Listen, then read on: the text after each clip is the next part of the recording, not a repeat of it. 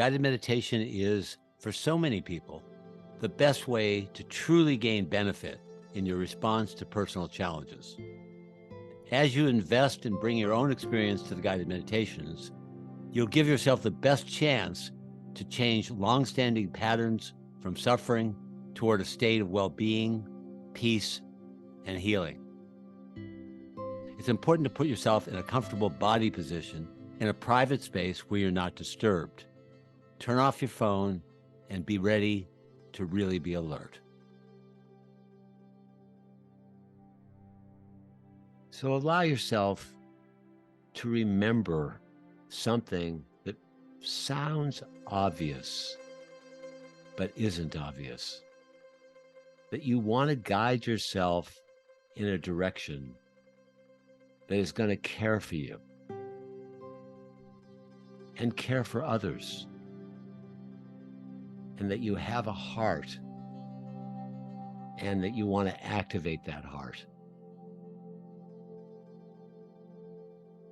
And just notice as you hear those words, what it stimulates.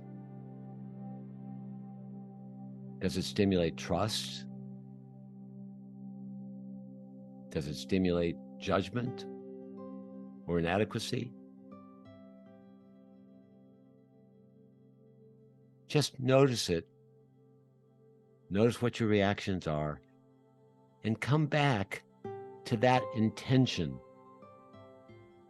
that you know you want to live a life that is kinder toward yourself, that is more courageous, that is more patient, that allows you to live a quality of life that is your potential. And whatever doubts arise, just simply ask, is it really a legitimate question that I want to care for myself? Or is it simply just reactions from life where you get lost and you forget? You know somewhere in the depths of your being that you want to care for yourself. And while you're in the response to that, let yourself ask the question, what is the one challenging emotion that is most challenging?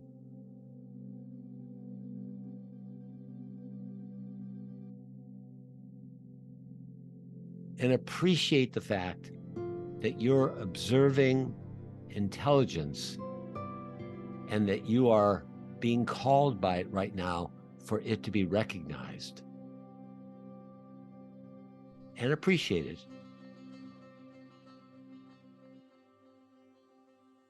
It is asking you to discover what is most difficult so that you can help yourself. And recognize that this is utterly paradoxical.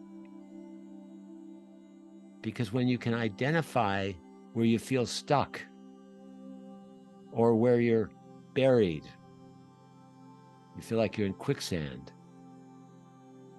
it gives you the chance to see that you have a need that isn't met.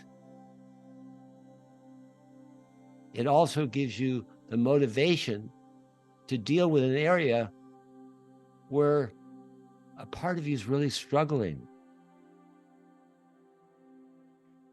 And also to see that if you're unaware of where you're challenged, you're not going to be able to deal with it. So see if you can appreciate the importance of having this simple awareness, but for many, it's not easy to stay focused on it.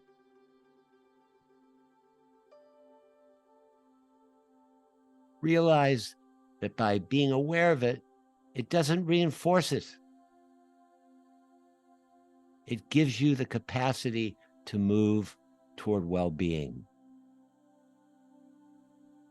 It doesn't mean that you couldn't be aware of it and just stay fixated on it. But when you find the awareness of it, and you also add that crucial element of course, I want to care for myself, then it becomes obvious that awareness is the beginning of a gold mine, the beginning of building up another part of your heart.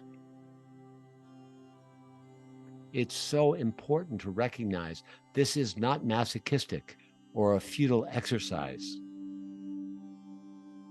The point is to see what's hard and to respond in a way that is making even the smallest of steps in a direction of being more fulfilled, peaceful, maybe even inspired. So let yourself keep returning to your challenging feeling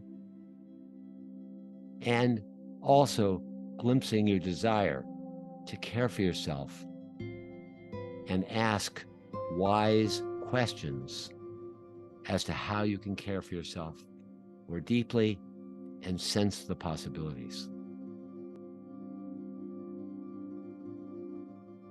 And let it be utterly personal. This is you being you. Nobody else can do this for you. And you may be discovering anxiety, anger, despair, inadequacy. And only you can choose to guide yourself to be there. Don't be distracted by the words you're hearing. Stay interested in your own inner experience. And continue to ask, where do I get stuck or restricted? It's helpful to realize, oh, it's not only that I feel this way, I'm stuck here. I'm restricted here. This is painful. And yes, of course, when I'm aware, I can see I want to move towards the needs that could help soothe me or strengthen me or give me what I need. You may have words like, I really want to guide myself or care for myself.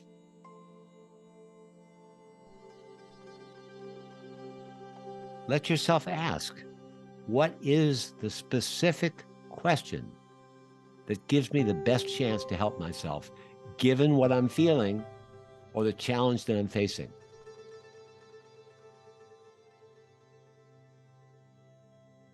And ask yourself that question as I repeat it again. What is the specific question that gives you the best chance to help yourself, given what you're feeling or the challenge that you're facing?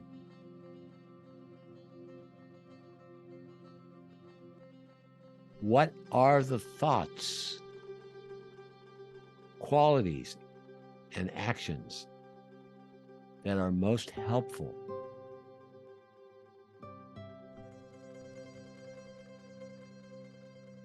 And you may just start with a thought, and the thoughts will lead you to ideas of qualities or actions that you can take.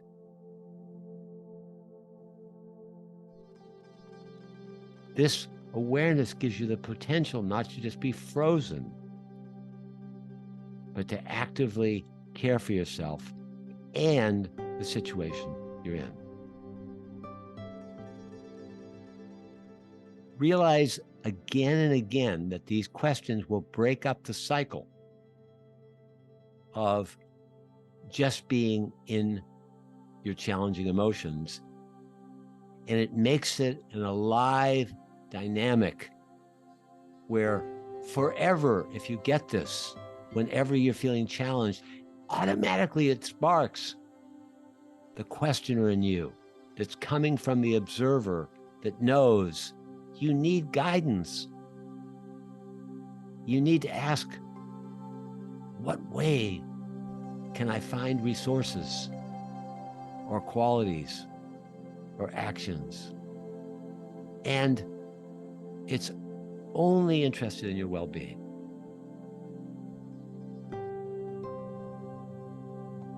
And pay close attention to the tone that you're asking yourself with. If the tone is gentle or kind or strong or emulates what you need, you know that you're already well on your way to finding some of the essence of support.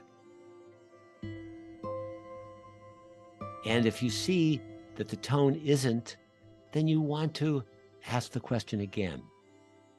It's like finding your music, finding your rhythm. Inquiring from the heart when you're not feeling good is a source of great wisdom itself, and could also be called contemplation. And contemplation itself can be a state of fulfillment even before you get any answers, because you can enjoy the live intention of wanting to care for yourself by the tone revealing the caring itself. You might ask, how can I feel courage when I'm afraid? How can I find harmlessness when I'm angry? How can I find trust when I'm confused? Being as exacting about the question as much as you can is an evolution within the evolutionary practice itself. So you want to be as precise as you can with the question without being perfectionistic. You're just doing your very best to ask the question that's central to your difficult feeling. And you want to remind yourself, this is not something you just want to do during a meditation. This is a potential lifestyle. You can get wiser for the rest of your life. You can help the world for the rest of your life in whatever small way. It might be a smile at the grocery store. It might be a touch on the shoulder.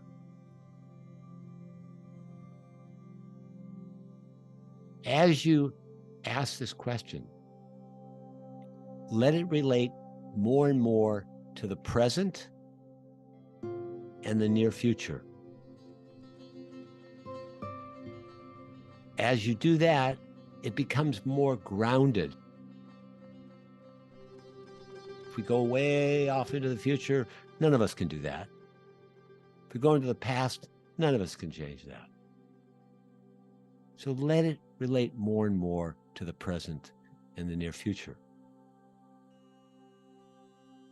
In the present, it can include things like tone of voice, the exact thoughts you're thinking, your body language, how your eyes look. If it's in the near future, you're looking at the next day or two. What actions might I be able to take? What attitude do I want to bring to this relationship that I'm going to see today?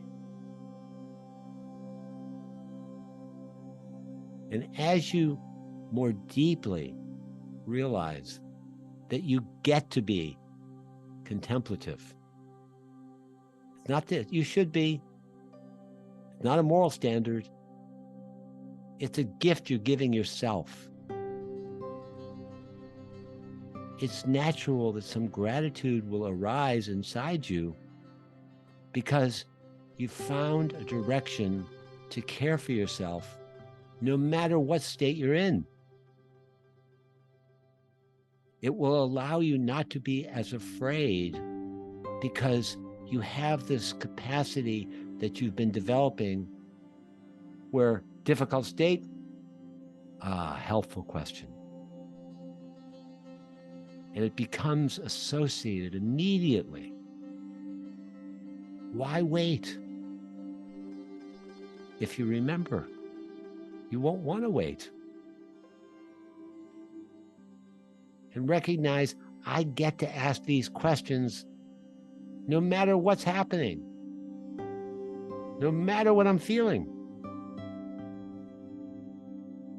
And as you remember this and practice it, notice if you can see that you'll become more and more liberated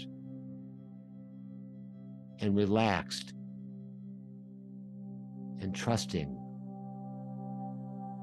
and less afraid of whatever's going to come up emotionally. And see if you can add a little appreciation. Because you see that you're going for your own well-being through your sincerity, your honesty, humility, and strength. And end it with a wish. May I carry this with me throughout my life.